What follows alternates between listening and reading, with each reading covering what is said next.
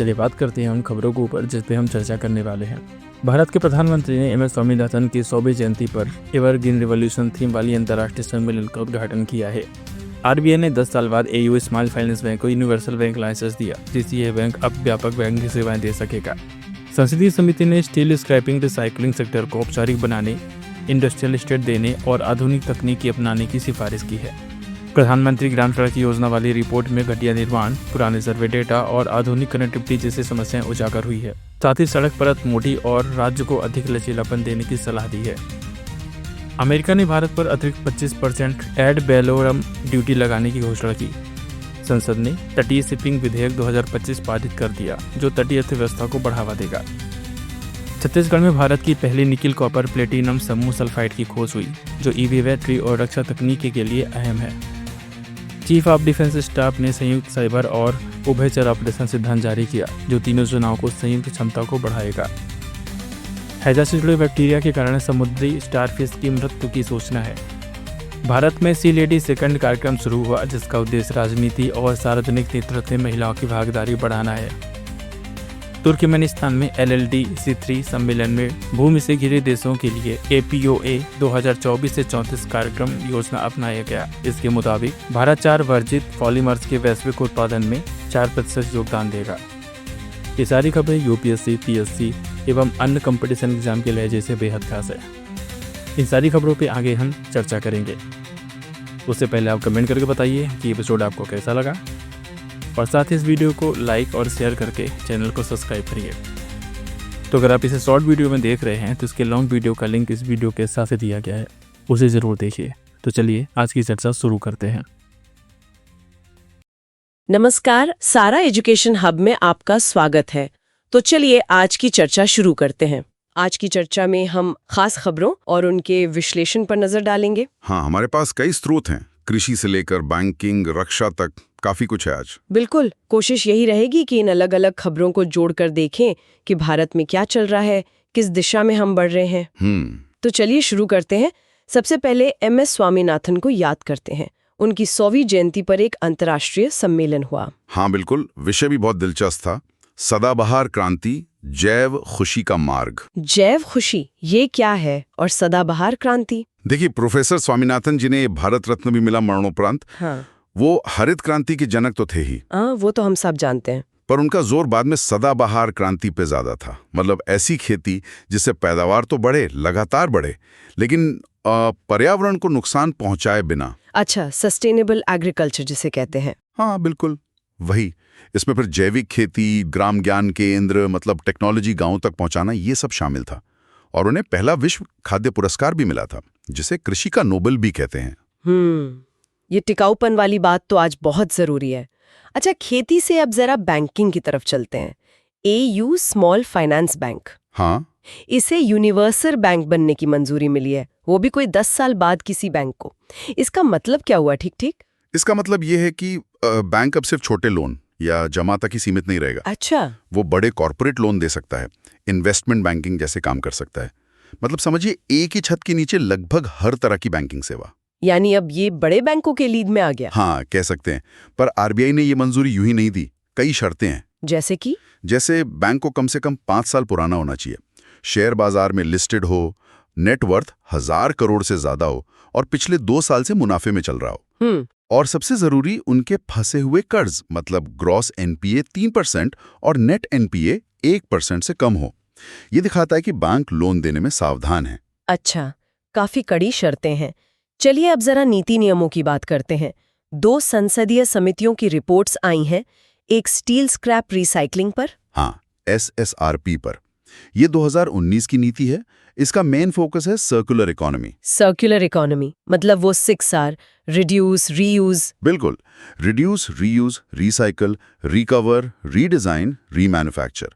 मतलब चीजों को फेंको मत, घुमाते रहो। ठीक है, तो समिति ने क्या कहा है? उन्होंने कई सिफारिशें की हैं, जैसे इस स्क्रैप सेक्टर का एक ठीक-ठाक डेटाबेस बनाया जाए। अभी पता ही नहीं चलता कितना स्क्रैप कहाँ है। अच्छा, कबाड़ी वालों को सहकारी समितियों में जोड़ा जाए, उन्हें संगठित किया जाए, इस पूरे काम को उद्योग का दर्जा दिया जाए। हाँ, ये जरूरी है। और यहाँ जो लोग काम करते हैं उनकी स्किल बढ़ाने के लिए ट्रेनिंग कोर्स हों। नई तकनीक जैसे AI, ब्लॉकचेन अपनाने की भी बात है। इससे स्क्रैप का सही इस्तेमाल होगा और हमें बाहर से कम मंगवाना पड़ेगा। और दूसरी रिपोर्ट प्रधानमंत्री ग्राम सड़क योजना पर है, PMGSY। हाँ, PMGSY ये तो 2000 से चल रही योजना है गांवों को पक्की सड़कों से जोड़ने के लिए। इसमें क्या दिक्कतें बताई हैं समिति ने? कई दिक्कतें हैं। एक तो ये कि ठेकेदार कई बार बहुत ही कम रेट पर बोली लगाते हैं। अब इतने कम में अच्छी क्वालिटी कैसे मिलेगी? सही बात है, क्वालिटी का मुद्दा तो रहता ही है। बिल्कुल। फिर कहीं सड़कें बंद तो गई पर जल्दी खराब हो गई, कई काम बहुत धीरे चल रहा है। और एक और अहम बात, क्या? कई जगह सर्वे अभी भी 2011 की जनगणना के हिसाब से ही हो रहा है।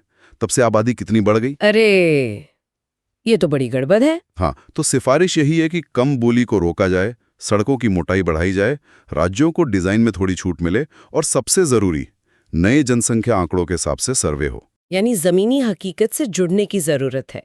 चलिए अब जरा समुद्री मामलों पर आते हैं। तटीय नौवहन विधेयक 2025 पास हुआ है। हाँ, कोस्टल शिपिंग बिल।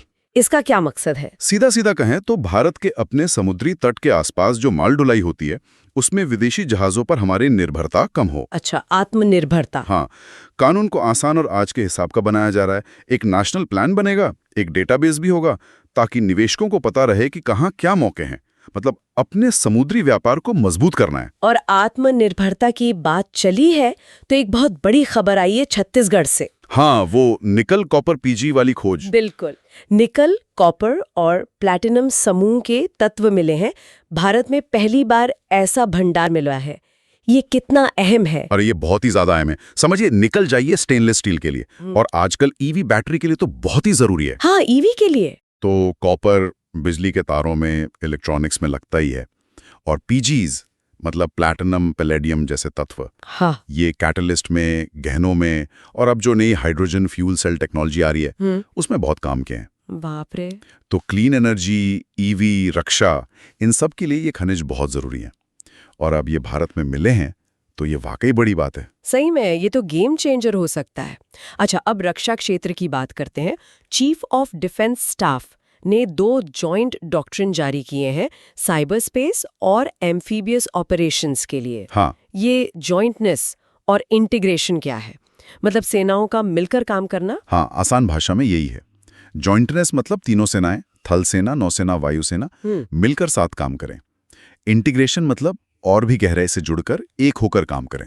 अच्छा, तो साइबर स्पेस डॉक्ट्रिन का मतलब है कि साइबर हमलों से निपटने के लिए, मतलब उनसे बचने और जवाब देने के लिए तीनों सेनाएं मिलकर एक एकीकृत क्षमता बनाएंगी।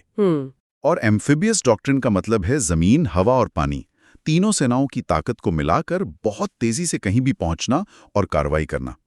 ये लड़ाई में तो काम आएगा ही, साथ ही बाढ़, भूकंप जैसी आपदाओं में मदद पहुंचाने यानी HDR ऑपरेशंस में भी बहुत मददगार होगा। समझ गई।